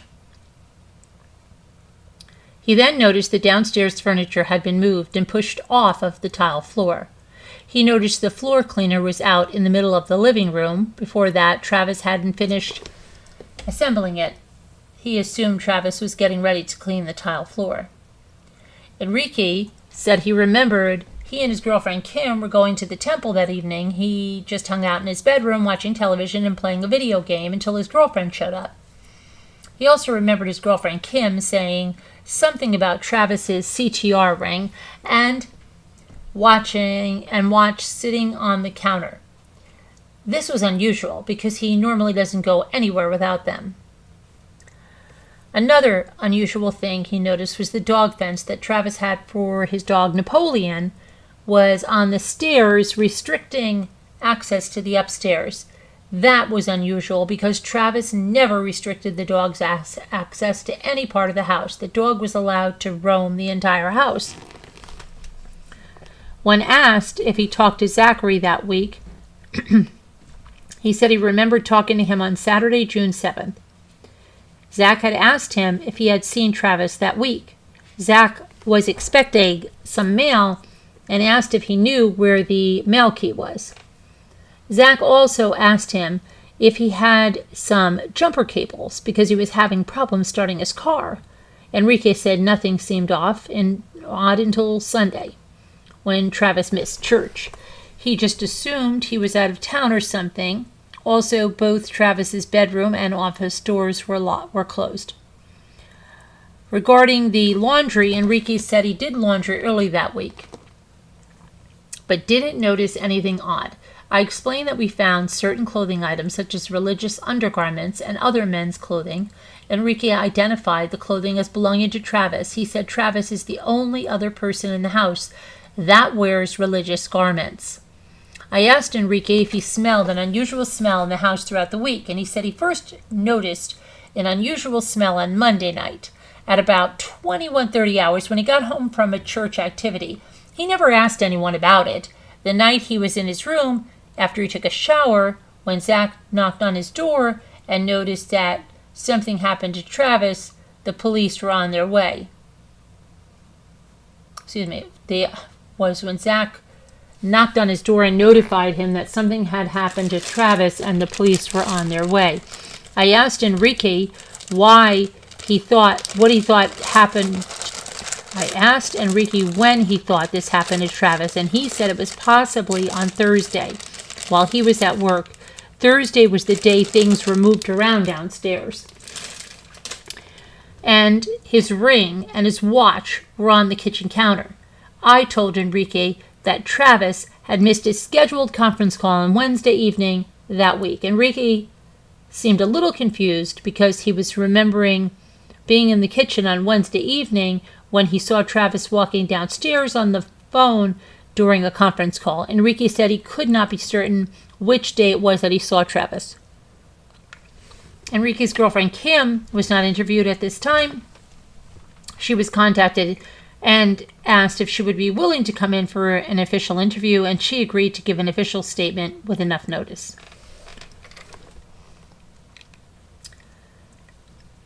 After his interview with Ashley Thompson, Detective Kaufman briefed me on his findings. He said Ashley did confirm that she was the one that called AJPD and left the anonymous message information about her husband. She explained that she and her husband were having a lot of difficulties and he was just acting strange during that time. She and Travis were very close, and she had even asked Travis about moving in with him as a roommate after her separation from her husband, Dustin. Both she and Travis agreed it was not a good idea for her to move in because of the way it might look. They were just good friends, and they didn't want people to think something inappropriate was going on. After Travis was found, she thought about how strange Dustin had been acting. It was during the few weeks leading up to Travis's death that she had moved out to her own apartment, and since they were both dealing with their possible foreclosures of their home, since the day she made that anonymous call, her suspicions of Dustin have gone away.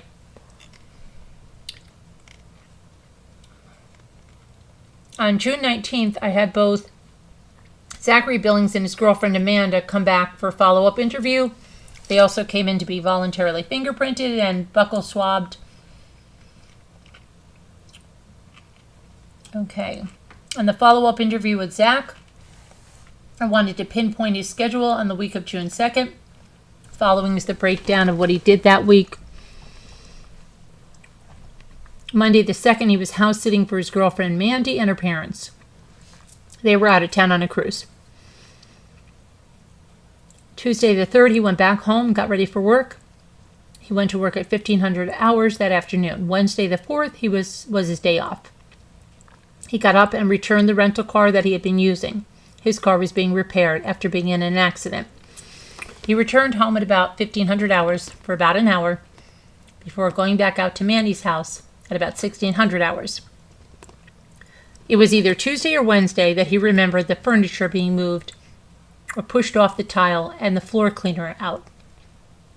He remembered the banister had been cleaned. After cleaning Mandy's house on Wednesday, he returned home at 2100 hours. His girlfriend Mandy and her parents were returning the following day from their cruise. The rest of his schedule that week had been covered in his original interview. I asked about the laundry, and he said that he did this week. He said he wasn't positive if he had done laundry on Tuesday morning.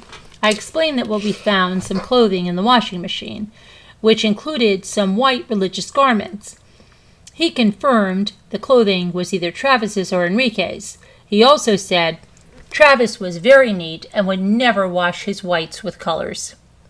That almost sounds like what they would do in a dark comedy or something. He would never wash his whites with colors. Zach said nothing seemed unusual that week. He didn't remember anyone at the house and didn't see anything unusual or any unusual cars parked in the neighborhood that week. Enrique's girlfriend was feeding Travis's dog Napoleon, so he assumed Travis was out of town that week. Okay, photos from the camera. On June 19th, I was contacted by Detective Melendez about images he located on the memory card found on the digital camera, which was found in the washing machine. The digital card had several pictures on it, including some which had been deleted. Detective Melendez recovered these deleted pictures. The deleted pictures were of Travis naked in the shower just before his death. The first one was timestamped 6/4/08, 1722 hours. There were several pictures of Travis as he was clearly posing for the camera. The last picture taken of Travis alive was at 1730 hours as he was sitting in the shower with his right side exposed to the person taking the pictures. The photo that followed was taken at 1731, which was a photo of the ceiling above the shower. This photo was out of focus as though the camera was moving at the time it was taken. The next photo was taken at 1733 hours. The photo was dark and the image was unclear. Once it was enhanced, it was clear it had been taken while the camera was upside down and possibly by accident. The photo was of a nude male lying on his back with large amounts of blood around his neck. That's 3 minutes after the last photo of him alive was taken. Neck and shoulders. The amount of blood is consistent with the type of neck wound Travis sustained. The photo also revealed someone standing over the body, possibly reaching down to move it. The only thing visible of the second person was the person's right pant leg and foot. It appeared as though the person was wearing a dark-colored sock or shoe with striped sweatpants, which have a zipper on the back of the cuff. It was difficult to tell the color of the pants the suspect was wearing, but it appeared to be blue. The picture showed the incident occurred at the north end of the bathroom hall, where the largest amount of blood was located at the scene. The last picture taken also appeared to have been taken by accident. The picture was too dark as well and had to be enhanced, and once enhanced, it clearly showed a picture of the bathroom hallway and the baseboard. The main object was not clearly visible, but it appeared it was covered in blood-like or dark liquid substance. The baseboard and floor also had signs of the same colored substance. Detective Melendez stated there were other unallocated photos on the digital card that he would have to work to retrieve.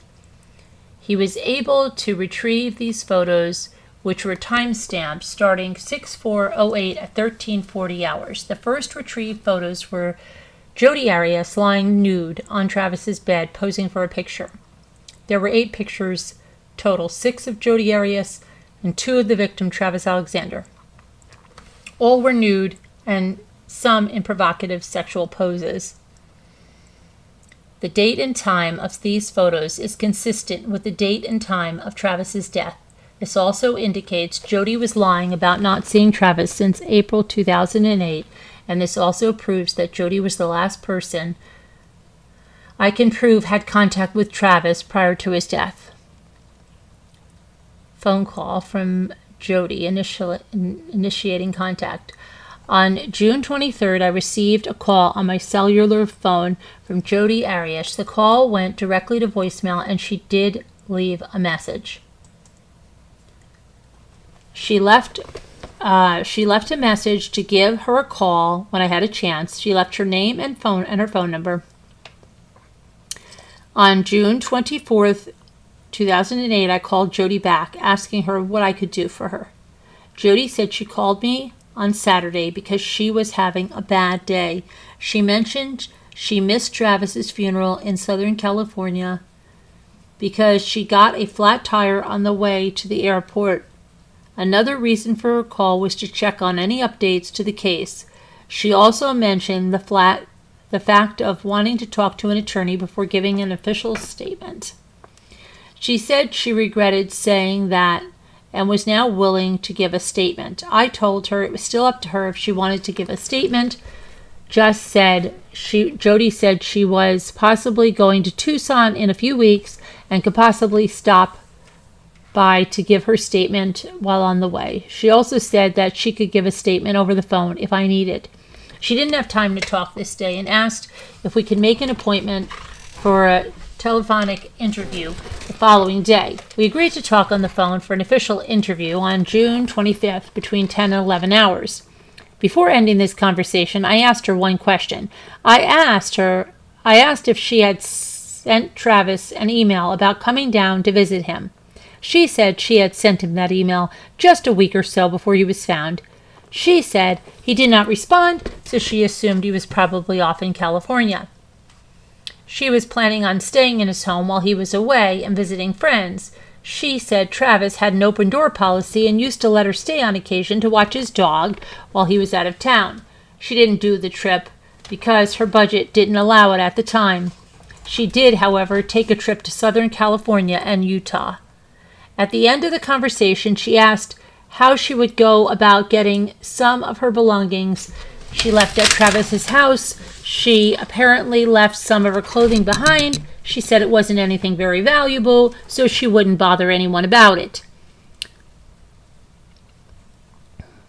Okay, follow-up interview. So here we go. Follow-up interview with Jodi Arias. On June 25th, I contacted Jodi Arias via phone for an interview.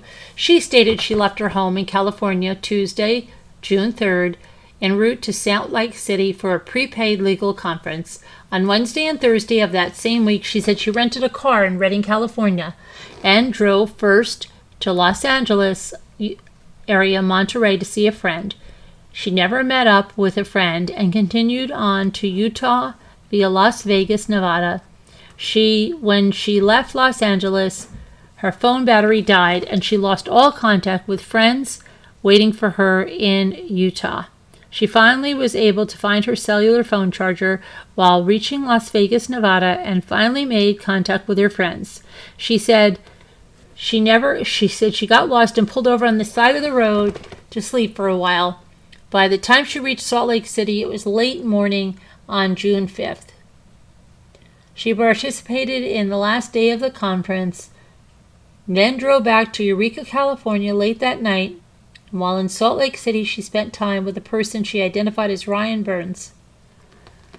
According to Jodi and another source I spoke to, Ryan, her trip from Eureka to Salt Lake City via Los Angeles and Las Vegas took her about 48 hours. I calculated the trip using the route with a stop of 10 hours to rest. This trip should not have taken any more than 29 hours to complete. A similar trip down through Los Angeles and then to Mesa and back to Salt Lake City with 10 hours of rest would take approximately 37 hours to drive. That still leaves 10 to 11 hours of time for other activities. Okay, let me see now. I'm going to take a small poll.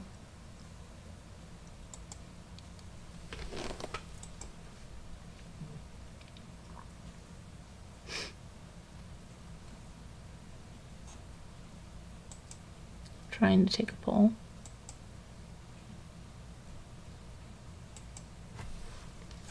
But it's not letting me take a poll. I don't know why it's not letting me take a poll. Okay.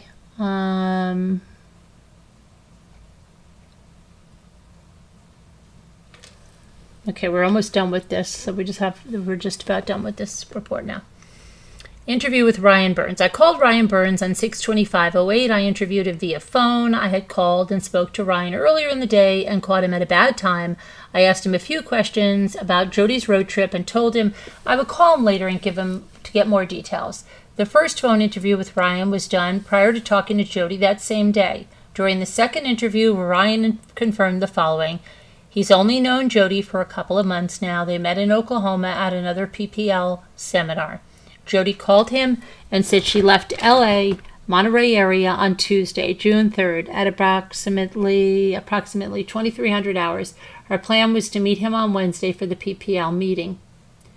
The trip had been planned for about 2 weeks. She told him that she forgot her phone charger, so she had to turn her phone off to save the battery.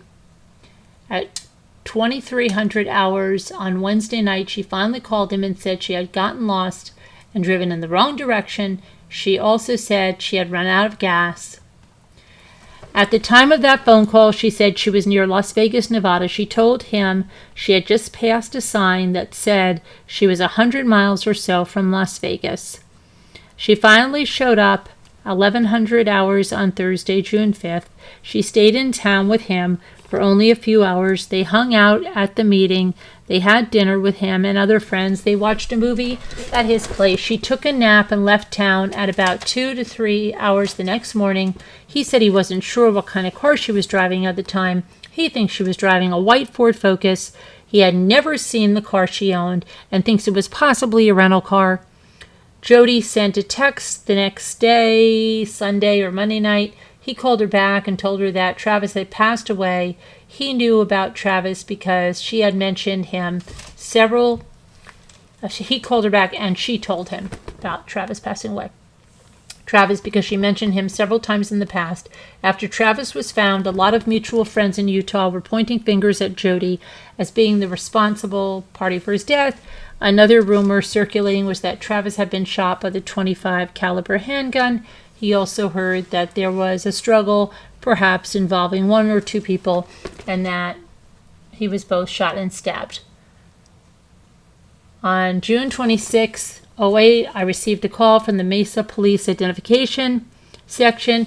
I spoke to the senior print analyst, H. Baxter, who informed me that the latent print in the bathroom wall in blood had been identified. She said the individual, the latent print belonged to Jodi Arias' left palm.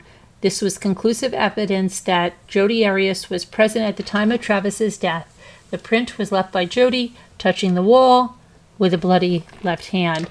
On July 3rd, the Mesa Police Crime Lab contacted me with some initial DNA typing results. The initial results of the DNA test surrounding the bloody palm indicated it was, in fact, blood. The DNA typing indicated it was a mixture of DNA from two individuals, one from the victim Travis and the other from Jodi Arias.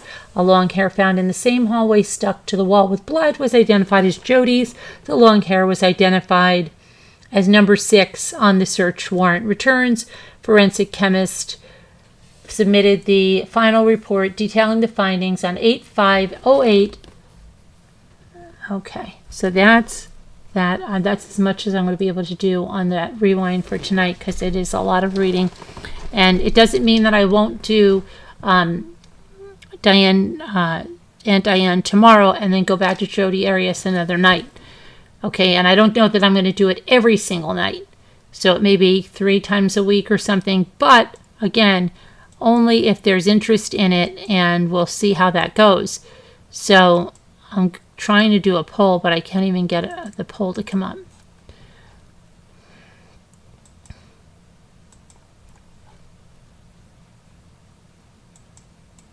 I can't get... Okay, so since I can't get the poll to come up, do you want to continue with True Crime Rewind stuff? Let me know if you want to continue with that type of stuff. It's going to be in addition to other stuff. Put a 1 in the chat. And if you don't want to do it anymore, put a 2. 1 for yes, 2 for no. I don't know why you just don't type yes or no. Isn't that stupid? Seems pretty stupid. not to just type yes or no.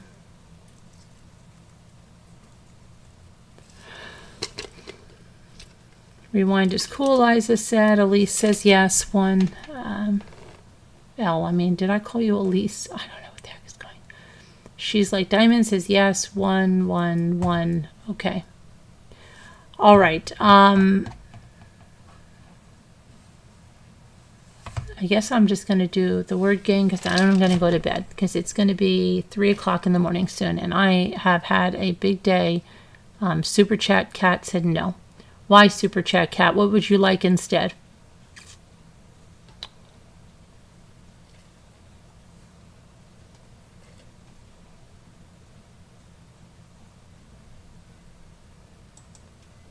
Swimming.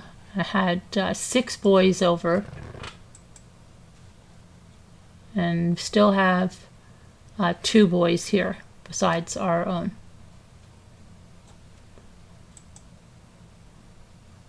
Get them all out in the boats today, and then took a long swim. Then they came back in and they were horsing around, throwing each other off. It was funny. They did this thing. It was, oh, I wish I would have got it on. They fooled me even with this prank they did. Just really kidding. It's crazy. Okay, let me see here.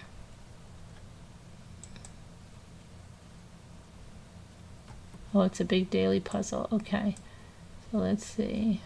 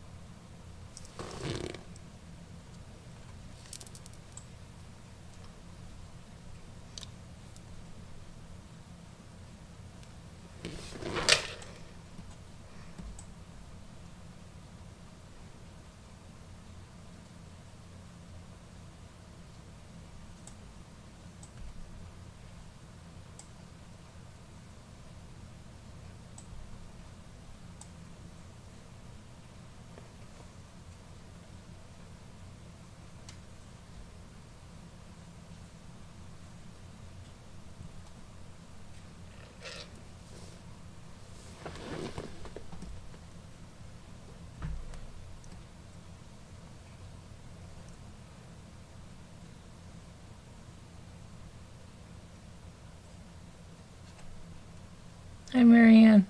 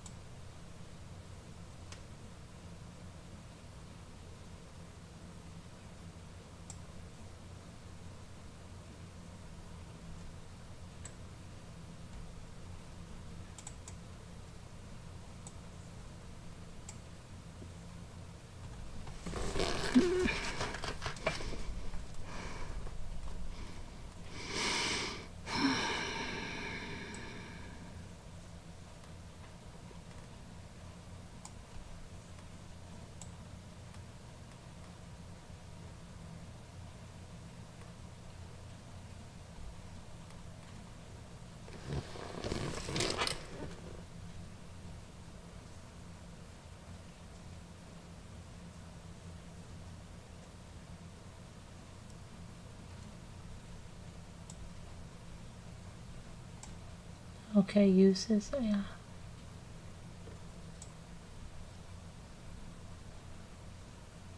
Artist users.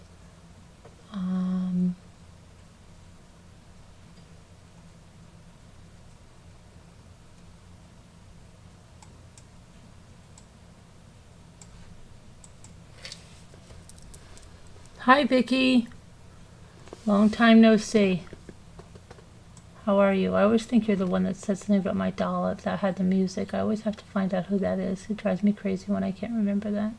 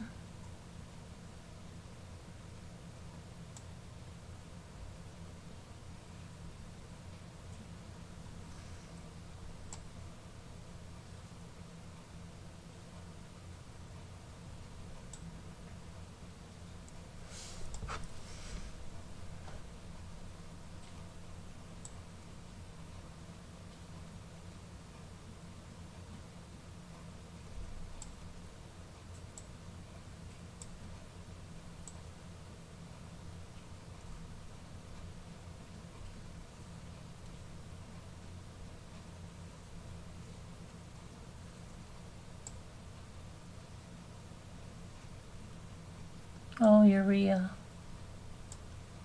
Yeah, thank you, Kevin. Sharon.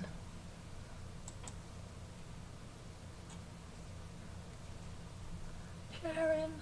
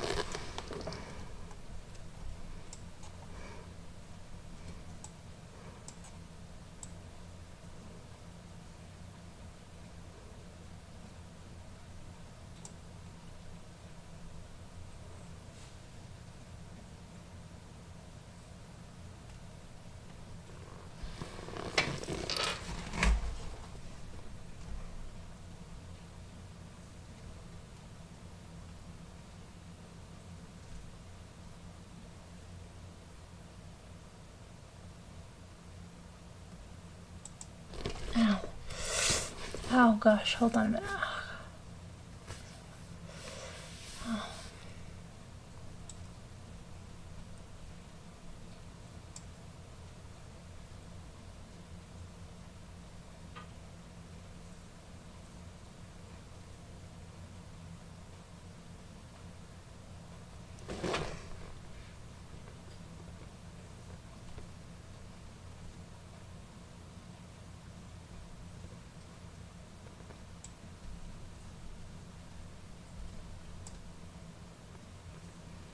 Fine, yeah, that's what I thought. I don't know why I thought I couldn't do that.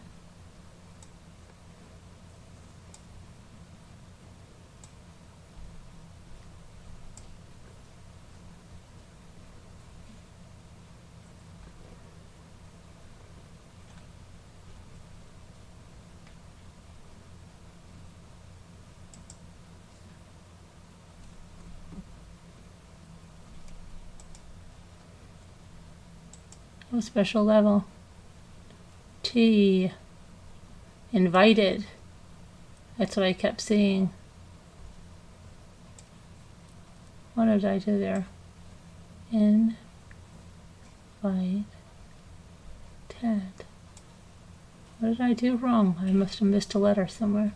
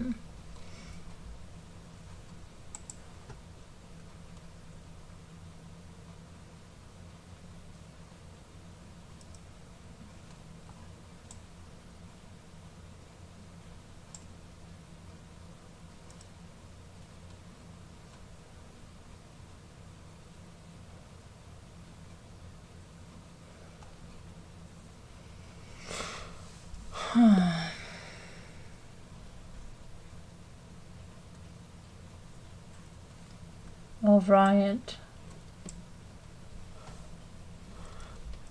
Beth. Okay, Tori. I thought about Tori, but let me see.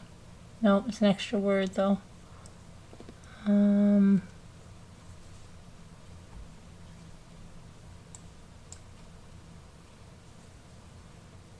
tried Roy.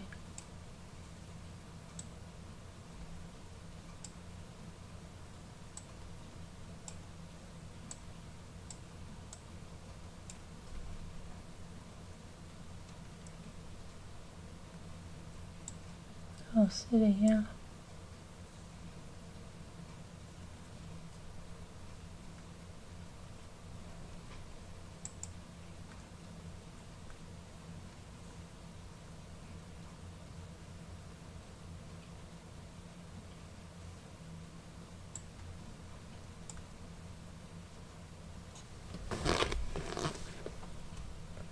What? Ice? There's no E, Julie.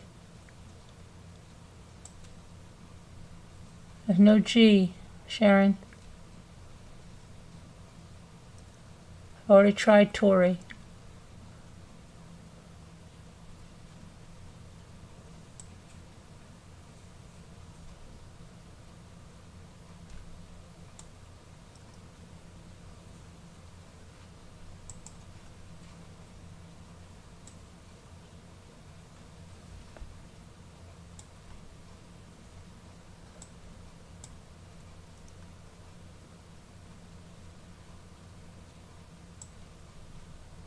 Ivory.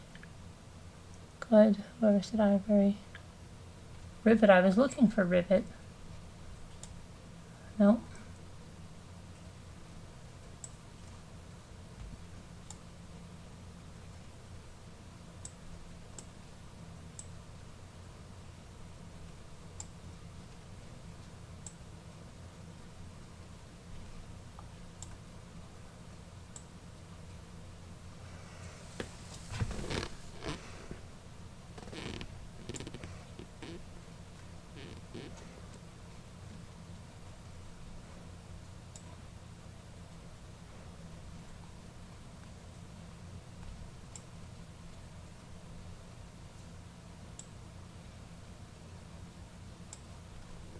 Finally.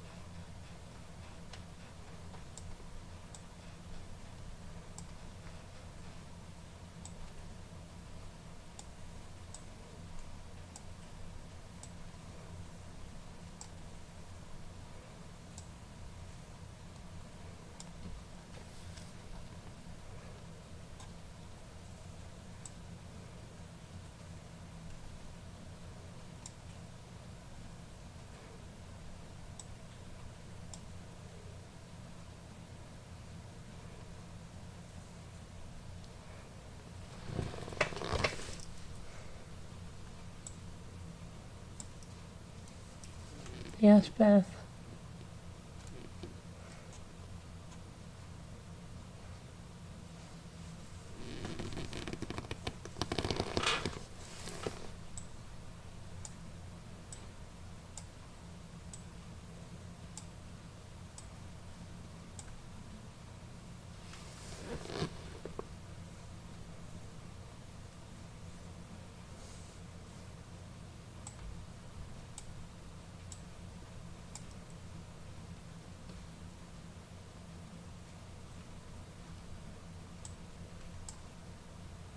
Oh, I see, yeah. Thank you, Sharon.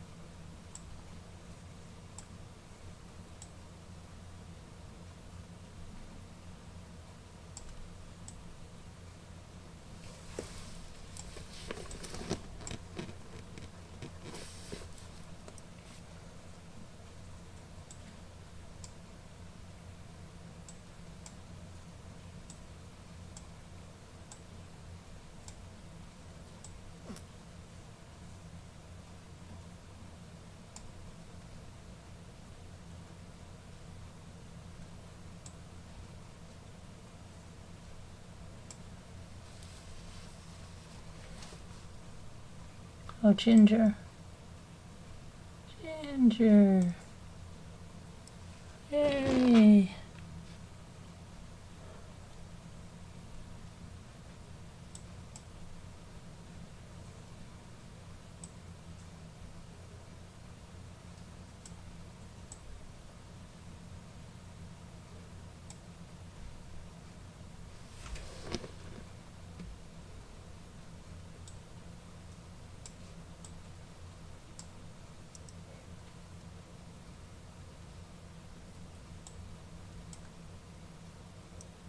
Okay, I trusted you.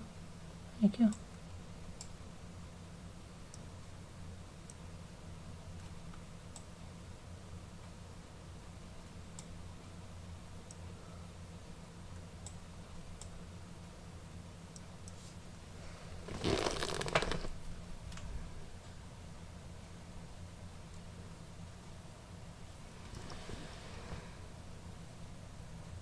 I did, Erg. I did it.